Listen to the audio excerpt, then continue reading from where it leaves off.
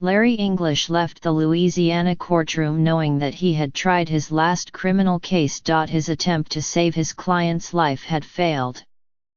Over repeated objections from his client, Robert McCoy, who insisted on his innocence, Mr. English had told the jury that Mr. McCoy was crazy and had killed 3 people. The jury's verdict was death. I walked out of that courtroom saying I could never put myself through that again, emotionally, Mr. English said during a recent interview in his Harlem office. I went into a deep depression. My wife was urging me to see someone. That had never happened before in my legal career. On Wednesday, Mr. English will revisit that trial in Washington, where he will watch lawyers argue McCoy v. Louisiana before the United States Supreme Court. The question before the court, which will decide if Mr. McCoy should get a new trial, is whether it is unconstitutional for a lawyer to concede a client's guilt against the client's wishes. When you're in a courtroom fighting for someone's life, you bring every skill and trick of the trade to save that person's life, Mr. English said. A death penalty case is not normal. That much was clear from the start. Mr. English was hired in 2010, after Mr. McCoy had fired his public defenders and was seeking to represent himself. He had been charged with killing his mother-in-law, Christine Colston Young, her husband, Willie Ray Young, and her grandson Gregory Lee Colston, 17. Anybody representing themselves in a death penalty case is guaranteeing a death sentence, Mr. English said. I knew Robert and I knew his family, and he needed my help. About a month before the trial, Mr. English told Mr. McCoy that the case was unwinnable because of the evidence the prosecution had against him, including that when Mr. McCoy was discovered, the gun used in the killings was under a seat of the vehicle he was traveling in. Also, in a 911 recording, Ms. Colston Young could be heard telling Robert that her daughter was with the police, before a gunshot rang out and the call ended. A car registered to Mr. McCoy and his estranged wife was spotted leaving the scene by the police, and the phone Ms. Colston Young had used to call the police was found in the vehicle. Mr. English urged Mr. McCoy to plead guilty in exchange for life in prison. Mr. McCoy maintained his innocence, saying that he wanted to mount a defense that he was out of town at the time of the murders and was framed by the police because he knew they were running a drug trafficking ring. Mr. English said it was Mr. McCoy's delusions of a grand conspiracy that made his client unable to participate in his defense and that led him to believe he had no choice but to try to save his client's life. 2 weeks before the trial, Mr. English told Mr. McCoy that he was going to admit that Mr. McCoy was guilty because maintaining credibility with the jury was the best chance to keep him alive. Mr.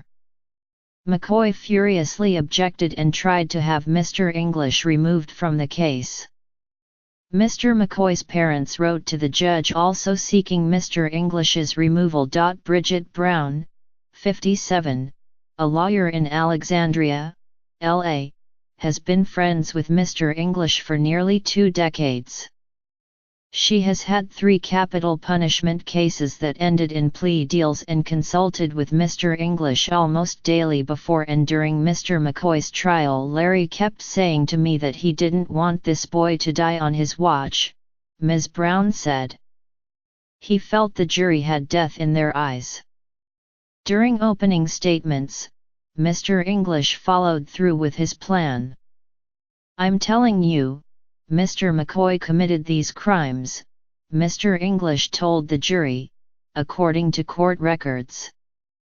Mr. McCoy immediately objected, saying, Mr. English is simply selling me out and disregarding all aspects of his due process. Ms. Brown said that Mr. English had a job nobody wanted. The only people who wanted Robert McCoy alive in that courtroom was his mama and Larry, she added. But Mr. English saw saving Mr. McCoy's life as part of a larger struggle against injustice. The criminal justice system in this country is so racked by racism and classism that there is no way the death penalty can be implemented in a way that's constitutional, Mr. English said. Mr. English, who is 62, grew up poor with 6 siblings on a sharecropper's farm in rural Louisiana. He said he had a better chance of being the starting point guard for the New York Knickerbockers than graduating from Tulane Law School. In Louisiana, he served as the president of an NAACP chapter and a local school board. He was moving to Harlem when he took Mr. McCoy's case, which he described as the closing of a chapter on his life in Louisiana. In Harlem, Mr. English, who no longer practices law, is the chairman of a firm that deals in real estate infrastructure development. As the chairman of Community Board 9 in Harlem, he fought for minority businesses to get more city contracts. Yellowed articles on his office wall show him during a sit-in. Mr. English displays a copy of a 2004 article that says he was able to get quadruple homicide charges dropped against a 24-year-old Walmart clerk, even though he had confessed. "I'm confident I kept 5 innocent people from spending the rest of their lives in jail," Mr. English said. When he was asked to recall those cases, a sly smile spread over his face. He said he loved the gunslinger aspect of being a criminal lawyer. But then there was the dark, more depressing side of the job. Being a criminal lawyer in the American justice system is like doing triage for black men, Mr. English said. By the time they get to you, you're dealing with the effects of absent fathers and poverty.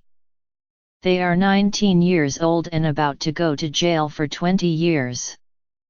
All these lives are coming in, and you are doing everything you can to save them. It was my way of fighting the system. Philip Collier, 62, has been best friends with Mr. English since they were in 7th grade at Lanier Junior Senior High School in Shreveport, LAMR. Collier remembered being the new student in school when a teacher instructed Mr. English to escort him to his next class. To Mr. Collier's surprise, Mr. English showed up at the end of that class and walked him to his next class, and his next class, and the class after that, until the day had ended. As a kid, Larry was looking out for his community, even though I was a total stranger, Mr. Collier, a retired Ford Motor Company executive, said in a phone interview from his home in El Dorado Hills, California. The two enrolled in the Army together after graduating from high school to escape what they were sure was a bleak future in Louisiana. I would have been surprised had he chose anything else other than criminal law, Mr. Collier said. Most of the people we knew, friends and families, had experienced injustices with the legal system that he wanted to do something about. It is not unusual for lawyers to admit their client's guilt, especially in death penalty cases. Usually, the strategy is carried out with the cooperation of the accused. To go against a client's wishes, however, violates the role lawyers are supposed to play in the legal system, said Lawrence J. Fox, a lecturer at Yale Law School. This is one of the most difficult questions that we've identified in being a lawyer, said Mr. Fox, who filed a brief with several colleagues from the Ethics Bureau at Yale on Mr. McCoy's behalf. You start with the fundamental proposition that we are our client's servants. As long as the client is not asking the lawyer to do anything illegal, and unless the client has been declared incompetent, the lawyer has to take instruction from the client regarding the admission of guilt, he added. It means some clients on death row may be committing suicide, but that's their choice to make, Mr. Fox said. The Louisiana Supreme Court has allowed lawyers to concede their clients' guilt over their clients' objections at least 4 times since 2000, according to a brief supporting Mr. McCoy filed by the Louisiana Association of Criminal Defense Lawyers and the Promise of Justice Initiative. We are looking for guidance. This area of the law is ripe with ambiguity and mistakes, Mr. Fox said. Mr. McCoy has been fighting for a new trial since he was sentenced to death in 2012. He appealed to the Louisiana Supreme Court, saying that he was denied his Sixth Amendment right to assistance of counsel, but the court ruled against him. Mr. English fell silent when asked if he regretted taking the case. Then he said, "The greatest thing I ever did as a lawyer, and the most important thing I ever did as a lawyer, was to take Robert McCoy's case."